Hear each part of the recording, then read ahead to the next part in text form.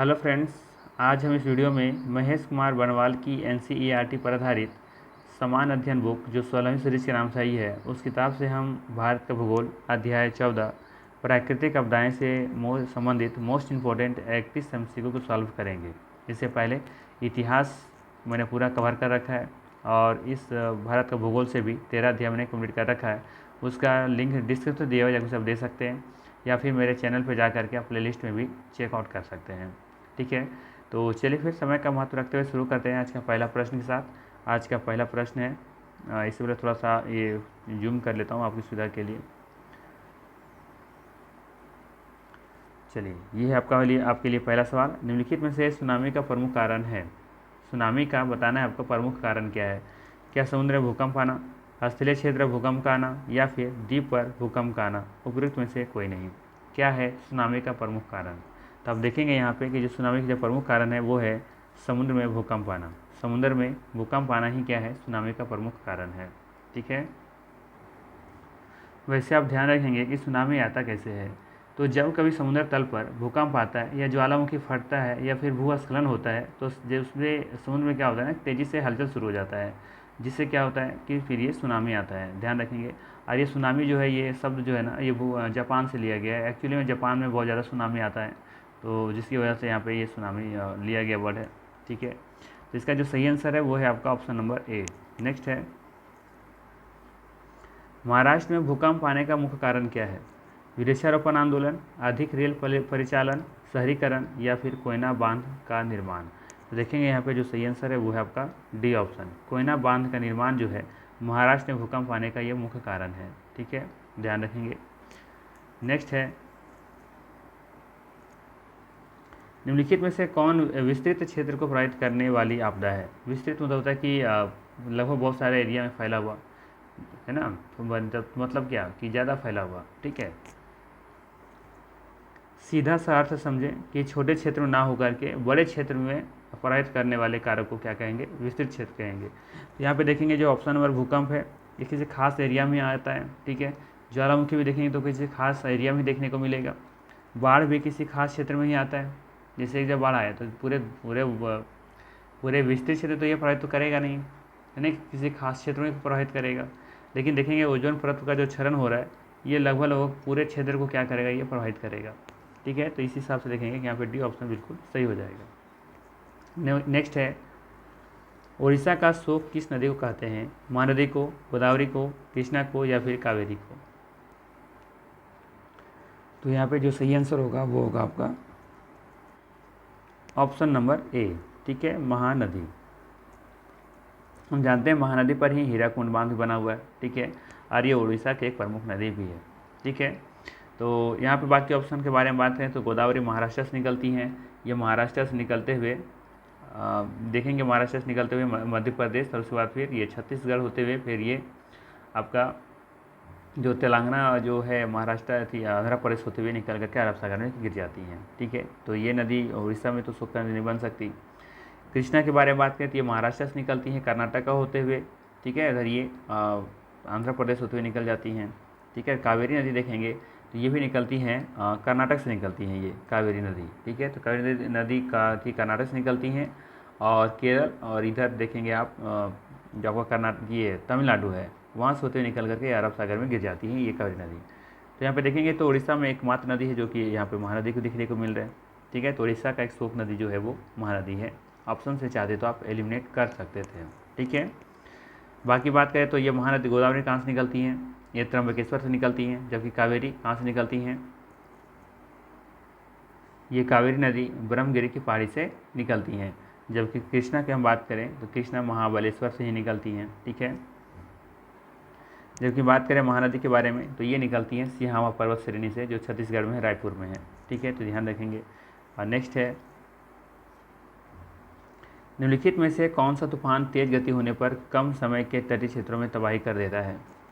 समुद्री तूफान, महासागरीय तूफान, महाद्वीपीय तूफान, उपयुक्त में से सभी? तो यहाँ पे देखेंगे जो सही आंसर है वो है ऑप्शन नंबर ए, समुद्री तूफान। समुद्री तूफान जो है, ठीक है, ये क्या करता है, तटीय क्षेत्रों में तबाही लाता है ये। ठीक है, समुद्री तूफान। नेक्स्ट है, निम्नलिखित में से प्राकृतिक आपदाओं का मुख्य कारण क्या है? सूखा, बाढ़, चक्रवात, ज्वालामुखी विस्फोट, उपरोक्त में से सभी। तो सीधा सीधा इसका आंसर है क्या, डी ऑप्शन। ठीक है, चक्रवात भी से भी आपदा आती हैं, सूखा बाढ़ से भी हो सकता है, सूखा पड़ जाए या बाढ़ आ जाए, ज्वालामुखी विस्फोट हो जाए, तो ये सबसे प्राकृतिक आपदाएँ आती हैं। तो ये सभी इसके सही कारण है, प्राकृतिक आपदा के सही कारण है। तो फोर्थ ऑप्शन यहाँ पे डी ऑप्शन बिल्कुल सही हो जाएगा। नेक्स्ट है, बिहार का कौन सा क्षेत्र बाढ़ग्रस्त क्षेत्र है, उत्तरी बिहार, दक्षिणी बिहार, पूर्वी बिहार या पश्चिमी बिहार। तो आप सभी को पता होगा कि जैसे अगर ये हमारा बिहार है, ठीक है, तो बिहार के ये क्या करती है, गंगा दो भागों में विभाजित करती हैं। तो ऊपर वाला जो है सो क्या है, ऊपर वाला क्षेत्र क्या है, ऊपर वाला जो क्षेत्र है वो है आपका उत्तरी गंगा का मैदान और नीचे है दक्षिणी गंगा का मैदान।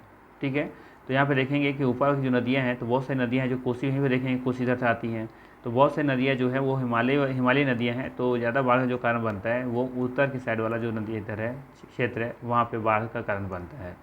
दक्षिण की तो बात ही नहीं कर सकते। ठीक है, तो यहाँ पे देखेंगे जो सही आंसर है वो कौन सा होगा। तो यहाँ पे देखिए उत्तरी बिहार का ऑप्शन दिया हुआ है।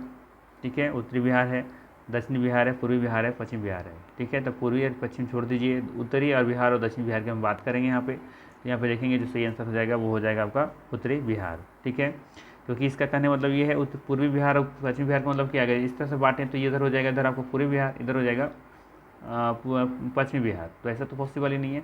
जो भी है गंगा के दो भागों में जो विभाजित कर रही है, गंगा जो दो भागों में विभाजित कर रही है बिहार को। ठीक है, तो इधर वाला जो एरिया आपका है उधर देखेंगे कि ज़्यादा बाढ़ से प्रभावित है, खास करके कोसी। जैसे जानते हैं कि सबसे ज़्यादा अपना मार्ग बदलने के लिए विख्यात है ये नदी, है ना। तो ज़्यादा ये इधर बाढ़ग्रस्त क्षेत्र देखने को मिलता है उत्तरी बिहार की तरफ। ठीक है, तो ध्यान रखेंगे ऑप्शन नंबर ए यहाँ पे सही है। नेक्स्ट है, लौटते मानसून द्वारा नवंबर से जनवरी के मध्य किस राज्य में बाढ़ की प्रबल संभावना होती है। लौटते मानसून में बात करें, जब भी लौटते मानसून के बारे में बात करें आपसे, और नवंबर से जनवरी के बारे में बात कर रहा है ये चीज़ें, तो सर ध्यान रखना है कि इसका जो सही आंसर होगा वो होगा तमिलनाडु। यहाँ पे बहुत ज़्यादा वर्षा होता है इसकी वजह से, लौटते मानसून की वजह से। जहाँ भी लौटते मानसून को देखने को मिले तो समझ जाइएगा उसका आंसर तमिलनाडु ही होने वाला है, तो ऑप्शन में है। तो ठीक है, तो ध्यान रखना है, लौटते मानसून द्वारा नवंबर से जनवरी तक के मध्य में किस राज्य में बाढ़ की प्रबल संभावना होती है, या ये भी लिखा जाता है कि शीत ऋतु में भारत में शीत ऋतु में किस राज्य में ज़्यादा बारिश होता है, या हाँ यही सवाल भी आता है कि ज़्यादा बारिश होती है, तो वो होता है तमिलनाडु में। ठीक है, और ज़्यादा जब बारिश होती है तो ये बाढ़ का कारण बनता है, प्रबल संभावना बन जाती है। ठीक है, तो इसका आंसर सही होगा तमिलनाडु। नेक्स्ट है, भारत में किस वर्ष अत्यंत विनाशकारी भूकंप आया था, 1990 में, 34 में, 38, 48 में या फिर 65 में। तो देखेंगे भारत में सबसे ज़्यादा जो विनाशकारी भूकंप आया था वो आया था 1934 में। ठीक है, बी ऑप्शन यहाँ पे बिल्कुल सही हो जाएगा। और ये भूकंप जो भारत में आया था ना, ये कहाँ पे आया था, ये आया था बिहार में, बिहार और नेपाल में है ना, ये दोनों जगह पर ये भूकंप आया था। और इसमें जो तीव्रता थी रिएक्टर स्केल पर जब मापी गई थी तो 8 की थी इसकी। अब सोचिए 8 कितना है, तबाही मचाने वाला था, है ना। तो इतना देख सकते हैं कि यहाँ पे इस तरह से आया था, यहाँ पे बिहार में और नेपाल में आया था। लगभग 7 हज़ार के आसपास लोग मारे गए थे शायद उसमें। ठीक है, तो ये ध्यान रखेंगे, ये वाला जो घटना है ये 1934 का जो ये नेपाल में और बिहार में आया था। ठीक है, अच्छा खासा तबाही मचा गया था ये, ध्यान रखेंगे। अगला क्वेश्चन है, भारत में सबसे अधिक बाढ़ प्रभावित राज्य है, असम है, पश्चिम बंगाल है, बिहार है या उपरोक्त में से सभी है। तो यहाँ पे देखेंगे जो ऑप्शन नंबर डी है वो बिल्कुल सही है। यहाँ पे पश्चिम बंगाल भी बाढ़ से प्रभावित होता है, असम भी होता है, ब्रह्मपुत्र नदी है कि बहुत सारी सहायक नदी लाकर उसको और भी खतरनाक बना देता है ना। बिहार में देखेंगे कोसी वगैरह जो है, तो यहाँ पे सभी, और पश्चिम बंगाल तो दामोदर का शोक भी कहा जाता है, लेकिन अब तो बाढ़ हुई थी, बांध बनने की वजह से थोड़ा सा कुछ राहत है यहाँ पे। बट देखेंगे कि यहाँ पे असम, पश्चिम बंगाल, बिहार, यहाँ सभी जगह ये बाढ़ प्रभावित राज्य हैं सभी। ठीक है, तो डी ऑप्शन बिल्कुल यहाँ पे सही हो जाएगा।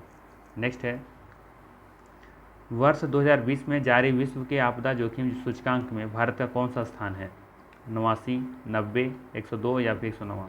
तो यहाँ पे देखेंगे जो सही आंसर है वो है आपका 89, यानी कि 89वां। ठीक है, नेक्स्ट है, देश में कृषि एवं सिंचाई मंत्रालय के अनुसार औसतन कितनी वर्षा होने पर क्षेत्र विशेष सूखाग्रस्त क्षेत्र कहा जाता है। कितना बारिश होगा औसतन, तो हम कहेंगे कि ये जो क्षेत्र है वो सूखाग्रस्त क्षेत्र है। औसतन 75 सेंटीमीटर से कम वार्षिक वर्षा, औसतन 75 सेंटीमीटर से अधिक वार्षिक वर्षा। अधिक तो बात ही नहीं कर सकते, अगर अधिक बात करें तो फिर तो सूखाग्रस्त हो ही नहीं सकता ना। औसतन 80 सेंटीमीटर से कम वार्षिक वर्षा, तो यहाँ पे देखेंगे जो सही आंसर है वो है आपका ऑप्शन नंबर ए। अगर इतना से कम अगर कहीं बारिश वर्षा होता है औसतन, तो कहेंगे कि ये विशेष सूखा क्षेत्रग्रस्त है। ठीक है, ध्यान रखेंगे 75 सेंटीमीटर से कम वार्षिक वर्षा। नेक्स्ट है, भारत में सर्वाधिक वर्षा कहाँ होती है? आसान सा सवाल है, Mawsynram, Meghalaya. Option number A बिल्कुल यहाँ पे सही है।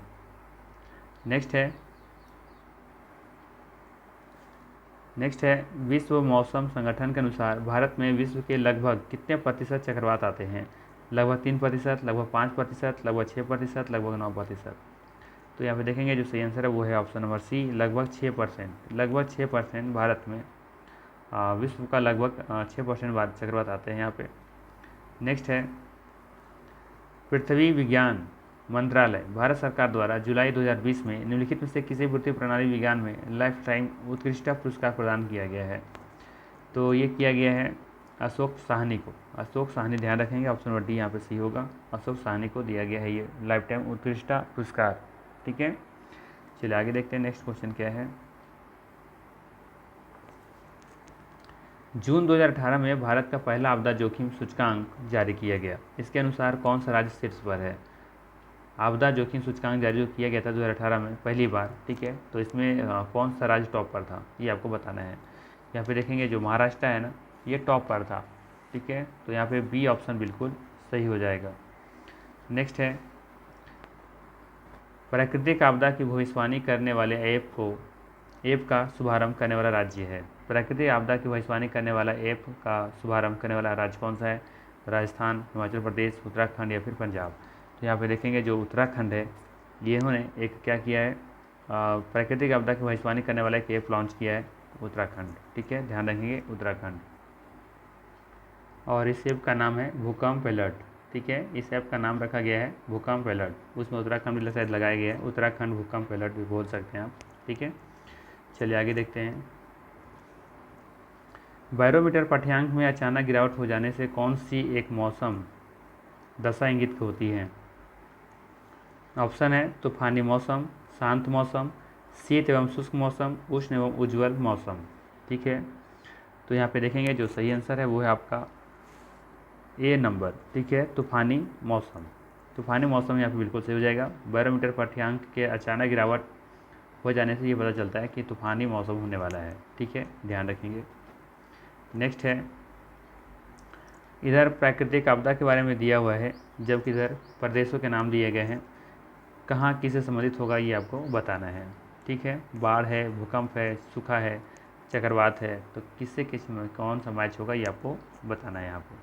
ठीक है, तो चलिए मैच कर लेते हैं हम लोग। सबसे पहला है बाढ़। तो देखेंगे ये जो बाढ़ है कहाँ पे आता है? उत्तर प्रदेश तथा बिहार के मैदानों में आता है। ठीक है, बाकी हम बात करें भूकंप का, तो ये हिमालय का गिरिपात जो क्षेत्र है वहाँ पे देखने को मिलेगा। ठीक है, जबकि सूखा ये मध्य पूर्वी भारत में देखने को मिलता है सूखा। जबकि चक्रवात देखेंगे कि ये झारखंड और उत्तरी उड़ीसा में आता रहता है। ठीक है, तो यहाँ पे देखेंगे इस हिसाब से ऑप्शन नंबर 1 यहाँ पे बिल्कुल सही हो जाएगा। ठीक है, ध्यान रखेंगे बाढ़ उत्तर प्रदेश तथा बिहार के मैदान में आता है। भूकंप हो जाएगा हिमालय गिरिपात क्षेत्र का। सूखा है जो ये मध्य पूर्वी भारत का है। जबकि चक्रवात देखेंगे झारखंड और उत्तरी उड़ीसा में अक्सर ये आते रहता है। नेक्स्ट है, भारत का निम्नलिखित में से कौन सा क्षेत्र उच्च तीव्रता की भूकंपीय मेखला में नहीं आता है? उत्तराखंड, कर्नाटक पठार, कच्छ या हिमाचल प्रदेश। तो इसका सही आंसर है कर्नाटक का पठार। ठीक है, डी और बी ऑप्शन यहाँ पे बिल्कुल सही है। बाकी जगह देखेंगे कि उच्च तीव्रता वाला वहाँ पे भूकंप आते रहता है, जैसे उत्तराखंड हो गया, हिमाचल प्रदेश हो गया, कच्छ हो गया। और आप लोग अक्सर न्यूज़पेपर वगैरह में सुनते रहते होंगे कि उत्तराखंड में, कच्छ में, हिमाचल प्रदेश में अक्सर भूकंप वगैरह आते रहते हैं। ठीक है, चलिए आगे देखते हैं नेक्स्ट क्वेश्चन क्या है। निम्नलिखित राज्यों में से किस राज्य में सर्वाधिक प्राकृतिक आपदाएं आती हैं? आंध्र प्रदेश, उड़ीसा, गुजरात या बिहार। तो इसका आंसर क्या हो जाएगा इसका? B option, Orissa. उड़ीसा में देखेंगे कि सर्वाधिक प्राकृतिक आपदाएं आती रहती हैं। नेक्स्ट है, देश के पहले आपदा प्रबंधन प्रशिक्षण संस्थान की स्थापना कहाँ की गई है? तो ये किया गया है लातूर में। ठीक है, कहाँ किया गया है? लातूर में किया गया। सी ऑप्शन बिल्कुल यहाँ पे सही हो जाएगा। और ध्यान रखेंगे ये लातूर है आपका महाराष्ट्र में, कहाँ पे है, महाराष्ट्र में राज्य में स्थित है। और इसकी स्थापना जो किया गया था ये 2008 में किया गया था, ठीक है, कितना में, 2008 में। नेक्स्ट है 23 नंबर, क्वेश्चन कट गया है, ठीक है। क्वेश्चन है यहाँ पे था, दक्षिणी गोलार्ध में पवन के बाईं ओर विचलन का क्या कारण है, ठीक है, ये सवाल था, ठीक है। तो यहाँ पे इसका जो सही आंसर होगा वो होगा पृथ्वी का घूर्णन, ठीक है। यहाँ पे जो होगा सही आंसर वो सी ऑप्शन हो जाएगा, ऑप्शन। क्वेश्चन तो ऐसे कट गए हैं, चलिए आगे देख लेते हैं। भारत में सुनामी वार्निंग सेंटर स्थित है, भारत में सुनामी वार्निंग सेंटर अवस्थित है कहाँ पे, चेन्नई में, विशाखापट्टनम में, हैदराबाद में या फिर पोर्ट ब्लेयर में। यहाँ पे देखेंगे जो सही आंसर है वो है आपका हैदराबाद, ठीक है, सी ऑप्शन बिल्कुल सही हो जाएगा। ध्यान रखेंगे भारत में सुनामी वार्निंग सेंटर हैदराबाद में स्थित है। नेक्स्ट है, मई 2021 में भारत के पूर्वी तट में आए यास तूफान का नामकरण किस देश द्वारा किया गया। 2021 में भारत के पूर्वी तट में आए यास जो तूफान था उसका नामकरण किस देश ने किया था, ये आपको बताना है। यहाँ पे देखेंगे जो किया था वो था ओमान। कौन किया था, ओमान किया था, बी ऑप्शन बिल्कुल सही है। नेक्स्ट है, देश के पहले आपदा प्रबंधन प्रशिक्षण संस्थान की स्थापना कहाँ की गई, देश के पहले आपदा प्रबंधन प्रशिक्षण संस्थान की स्थापना कहाँ की गई। तो शायद ये क्वेश्चन आपका रिपीट हो गया, लातूर हो जाएगा महाराष्ट्र में, ठीक है, यहाँ पे भी ऑप्शन सही है, 2008 में किया गया था, ध्यान रखेंगे। नेक्स्ट है, भारत को कितने भूकंपीय जोखिम अंचलों में विभाजित किया गया है, भारत को कितने भूकंपीय जोखिम अंचलों में विभाजित किया गया है। तो ध्यान रखेंगे 4 में किया गया है, 4 भागों में, ठीक है, सी ऑप्शन बिल्कुल यहाँ पे सही हो जाएगा। 4 भागों में भूकंपीय जोखिम अंचलों में विभाजित किया गया है भारत को, ध्यान रखेंगे। नेक्स्ट है, इधर नगर दिया हुआ है, इधर ये भूकंप मंडल दिया हुआ है, कौन से मंडल में किसको रखा गया है, ठीक है, ये आपको बताना है। अच्छा, सुमेलित नहीं है ये पूछा है, मिलाना नहीं है, सुमेलित नहीं है ये पूछा गया है कि कौन सुमेलित नहीं है। तो यहाँ पे देखेंगे भुज को 5 में रखा गया है, ये सही है। हैदराबाद 1 में नहीं है, श्रीनगर 5 में है तो ये सही है, चेन्नई आपका 2 में है, ये भी सही है। तो यहाँ पे ऑप्शन नंबर बी बिल्कुल सही हो जाएगा, ठीक है, यहाँ पे ये सुमेलित नहीं है। ध्यान रखेंगे हैदराबाद को अब भूकंप का जो मंडल है इसमें 2 में रखा गया है, ना कि 1 में, ठीक है, 2 में रखा गया है, ध्यान रखेंगे हैदराबाद को। बाकी सही है, भुज 5, हैदराबाद 2 हो जाएगा, श्रीनगर 5 हो जाएगा, ठीक है, चेन्नई आपका 2 में रखा गया है, ठीक है। यहाँ पे ध्यान देने वाली बात ये है कि भारत को कुल 4 हिस्सों में बांटा गया है, ठीक है, 4 जोन में बांटा गया है, ठीक है, कौन कौन, जोन 2, ठीक है, जोन 2, जोन 3, जोन 4 और जोन 5, ठीक है। तो यहाँ पे तो जोन 1 तो होगा ही नहीं वैसे भी, ठीक है, तो ये 4 जोन में बांटा गया है, जोन 2, जोन 3, जोन 4, जोन 5, ठीक है, ये ध्यान रखेंगे। आपको यहाँ पे देखना पड़ेगा कि जोन 2 में किन किन राज्यों को या जगहों को रखा गया है, ठीक है, इसी तरीके से सबको अलग अलग जगहों पर रखा गया है, ठीक है, जिस तरीके के वहाँ पे भूकंप आते हैं उसके हिसाब से, ठीक है, तो इसको देखना पड़ेगा थोड़ा सा आपको डिटेल्स में। नेक्स्ट है, निम्नलिखित में से कौन सा भारत सक्रिय ज्वालामुखी द्वीप है, निम्नलिखित में से कौन भारत का सक्रिय ज्वालामुखी द्वीप है, little Andaman, little Nicobar, great Nicobar या बायरन द्वीप। यहाँ पे देखेंगे कि जो बायरन द्वीप है एकमात्र यहाँ पे भारत में देखेंगे सक्रिय ज्वालामुखी है बायरन द्वीप, ठीक है, ऑप्शन डी यहाँ पे बिल्कुल सही हो जाएगा। नेक्स्ट है, मई 2021 में भारत के पश्चिमी तट पर आए चक्रवाती तूफान तौकते का नामकरण किस देश द्वारा किया गया था। मई 2021 में आया था, कौन सा, पश्चिमी तट पर आया था तौकते, इसका नामकरण किस देश ने किया था, इसका नामकरण किया था म्यांमार ने, ठीक है, बी ऑप्शन यहाँ पे बिल्कुल सही हो जाएगा। और आज का अंतिम प्रश्न है, हुदहुद चक्रवात से भारत का निम्नलिखित में से कौन सा तटीय क्षेत्र सर्वाधिक जो है तटीय क्षेत्र जो है प्रभावित हुआ है, ये बताना है।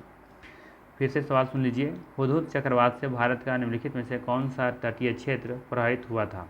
हुदहुद चक्रवात से आंध्र प्रदेश तट, केरल तट, चेन्नई तट या बंगाल तट। तो यहाँ पे देखेंगे आंध्र प्रदेश जो तट है वो इससे ज़्यादा प्रभावित हुआ था हुदहुद चक्रवात से, ठीक है। ये थे प्राकृतिक आपदाएं से जो भी मोस्ट इंपॉर्टेंट 31 क्वेश्चन थे उसका सोल्यूशन वीडियो कैसा लगा, अगर अच्छा लगा तो लाइक ज़रूर कीजिएगा, शेयर कीजिएगा। बाकी मिलते हैं हम लोग फिर नेक्स्ट वीडियो में। Thank you.